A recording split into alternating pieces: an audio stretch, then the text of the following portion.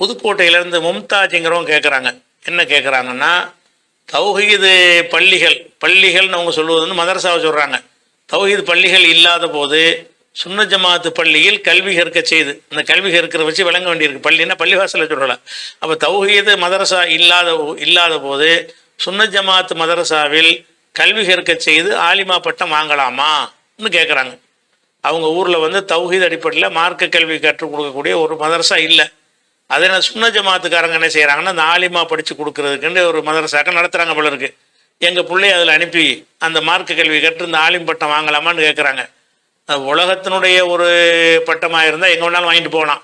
இது மார்க்க சம்பந்தப்பட்ட விஷயத்தில் வந்து சரியான மார்க்கத்தை நீங்கள் கற்க வேண்டும். சரியான மார்க்கத்தை கற்பதான் உங்களுடைய கடமை. இப்போ சுன்ன ஜமாத்தில் என்ன சொல்லி கொடுப்பாங்க? ஆலிமான்னு பட்டம் வாங்கிட்டு வருவாங்க. என்னத்தை சொல்லி கொடுப்பாங்க? 4 மதுஹப் இருக்குன்னு சொல்லி கொடுப்பாங்க. மதுஹபில் பின்பற்றணும்னு சொல்லுவாங்க. அப்போ இந்த மாதிரி மதுஹபு அடிப்படையிலான அவங்களுடைய தொழுகை, அவங்களுடைய நோன்பு, அவங்களுடைய ஜக்காத், அவங்களுடைய ஹஜ்ஜு சட்டங்கள் எல்லாம் எதன் அடிப்படையில் இருக்கேன்? மதுஹப் அடிப்படையில் உள்ளதாகத்தான் இருக்கும். இதை படித்தவங்களும் ஆலிமான்னு சொல்லுவாங்க. நம்ம அடிப்படையில் அது இல்மே இல்லை. இதையும் படிக்கணும், இதை படிக்காமல் இருந்துட்டு போயிடலாமே. மார்க்கத்தை தப்பாக அறிந்து கொண்டு இந்த ஆலிம்ங்கிற பட்டத்தை வாங்குறதை விட அது அறியாமல் இருந்துட்டு போயிடலாமே. நம்ம வீடுகளில் இருந்து கொண்டே வீட்டில் இருந்து படிக்கக்கூடிய எவ்வளோ புத்தகங்கள் இருக்கிறது. தௌஹீத் சம்பந்தமான அறிவை வளர்க்கும் நூல்களை வந்து பெற்றோர்களை வாசிக்க செய்து அதில் கற்றுக் கொடுத்தீங்கன்னா அது ஆலிமாயிருவாங்க. அதனால் மார்க்க கல்வி கற்க நீங்கள் அனுப்புனீங்கன்னு சொன்னால் கத்தம் பாத்தியாவில் வந்து எல்லாத்தையும் நியாயப்படுத்த கற்றுக் கொடுப்பார்கள். பராத் நோம்பு, அந்த நோம்பு, இந்த நோம்புன்னு பிதத்துகளை எல்லாம் சொல்லி கொடுப்பார்கள்.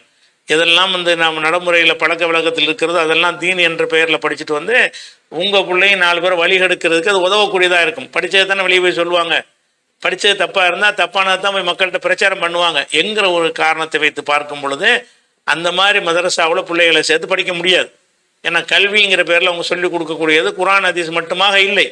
குர்ஆன் ஹதீஸ் அல்லாத தரிகா மதுஹபை எல்லாம் சேர்த்து சொல்லிக் கொடுக்குறார்கள். அதனால அதை வந்து நம்ம தவிர்க்கணும். நீங்கள் மார்க்க கல்வி கற்றுக்கொள்வதற்கு எல்லாமே தமிழில் நூல் வந்துருச்சு.